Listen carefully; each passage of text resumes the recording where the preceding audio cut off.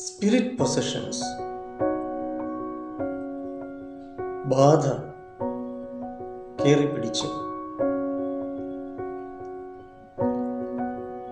നിഷേധ ഊർജം, നിഷേധ ആത്മാവ് ഒരാളിൽ പ്രവേശിച്ചു.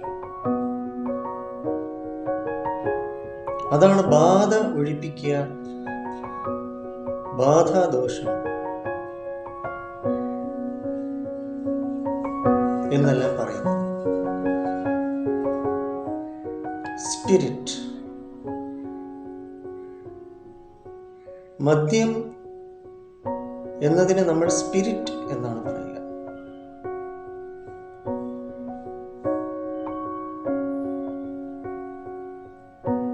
ഹോസ്പിറ്റൽസിൽ സ്പിരിറ്റ്സ് യൂസ് ചെയ്ത് ക്ലീൻ ചെയ്യാറുണ്ട്.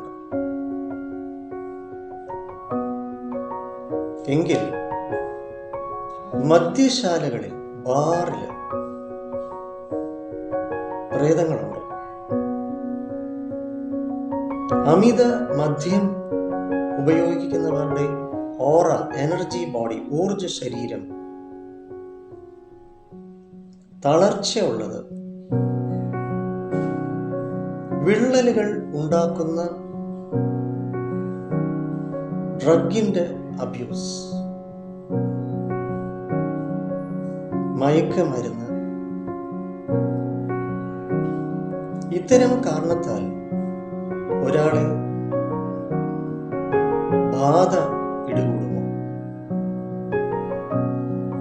തുടർന്ന് ഒരിക്കലും കറുത്ത മാനസികാവസ്ഥയിൽ മദ്യപാനശീലത്തിൽ നിന്ന് പുറത്തു വരാൻ പറ്റാതെ ആയിത്തീരുമോ? മയക്കുമരുന്നിന്റെ ഉപയോഗം ഒരാളെ കൂടുതൽ ആശ്രയിക്കുന്ന അവസ്ഥ, നിഷേധത്വങ്ങളിലേക്ക് നയിക്കുന്നത് ചില ബാധകൾ ഇത്തരം എനർജി ബോഡി വീക്കായിട്ടുള്ളവരെ പെട്ടെന്ന് തന്നെ പൊസസ് ചെയ്യുന്നു എന്നത് വാസ്തവികമോ? ബാധാദോഷം, ബാധ പിടികൂടി എന്നതൊക്കെ സത്യമാണോ?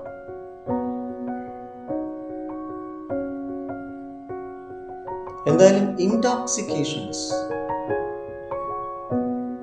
നമ്മുടെ പഞ്ചേന്ദ്രിയങ്ങളെ, നമ്മുടെ ബോധ മനസ്സിനെ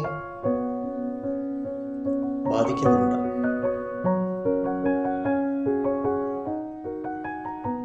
തീർച്ചയായിട്ടും നമ്മുടെ എനർജി ബോഡിയെ ബാധിക്കുന്നുണ്ട്, ഒരു സംശയവുമില്ല. എങ്കിൽ പ്രേതാത്മാക്കൾ എന്ന് നമ്മൾ കരുതുന്ന ചില നിഷേധ ഊർജങ്ങൾ, എർത്ത് ബൗണ്ട് സ്പിരിറ്റ്സ്, സങ്കല്പത്തിൽ ചിലർ ആത്മഹത്യ ചെയ്തു, തുടർന്ന് ഭൂമിയിൽ നിന്ന് പോകാതിരിക്കുക. ചിലര് ദുർമരണത്തിന് വിധേയമായി ഭൂമിയിൽ നിന്ന് പോകാത്ത ആത്മാക്കൾ. മറ്റ് ചിലര് ഭൂമി ജീവിതത്തിന്റെ ആസ്വാദ്യത വിട്ടുപോകാൻ ഇഷ്ടപ്പെടാത്ത, ഭൗതികതയിൽ മാത്രം നിലകൊള്ളാൻ ആഗ്രഹിക്കുന്ന, ഇവിടെ അകപ്പെട്ടു പോയ ആത്മാക്കൾ. എങ്കിലും ദുരാത്മാക്കൾ ബാറിൽ ഇത്തരം അമിത ആസക്തി ഉള്ളവരെ പെട്ടെന്ന് പിടികൂടുമോ? ബാറിൽ, മദ്യശാലകളിൽ സ്പിരിറ്റ്സ് കാത്തു നിൽക്കുകയാണോ ഓറ ലീക്കായിട്ടുള്ളവരെ പിടികൂടാൻ, അവരിലേക്ക് പ്രവേശിക്കാൻ? ശാസ്ത്രീയമായിട്ട് നമുക്ക് തെളിയിച്ചു തരാൻ സാധ്യമല്ല. എങ്കിലും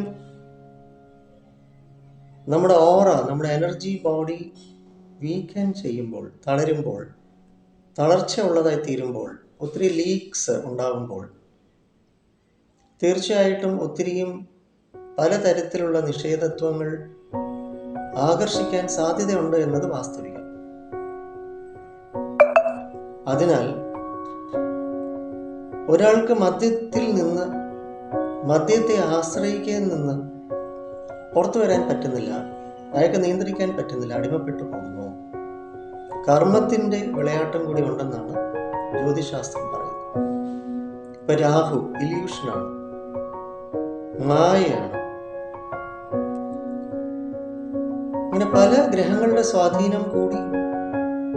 ഇപ്പൊ ചന്ദ്രൻ നമ്മുടെ മാനസികാവസ്ഥയാണ്. ശനിയുടെ ആ വിളയാട്ടം നമ്മിൽ ഭയങ്കരമായ ഭീകരമായിട്ടുള്ള മാനസികാവസ്ഥ സൃഷ്ടിക്കും. അതുകൊണ്ട് മദ്യത്തെ ആശ്രയിക്കാം രക്ഷപ്പെടാൻ വേണ്ടി. ഇപ്പൊ വീട്ടിൽ കണ്ടു വളർന്നത് അച്ഛൻ മദ്യപിക്കുന്നു,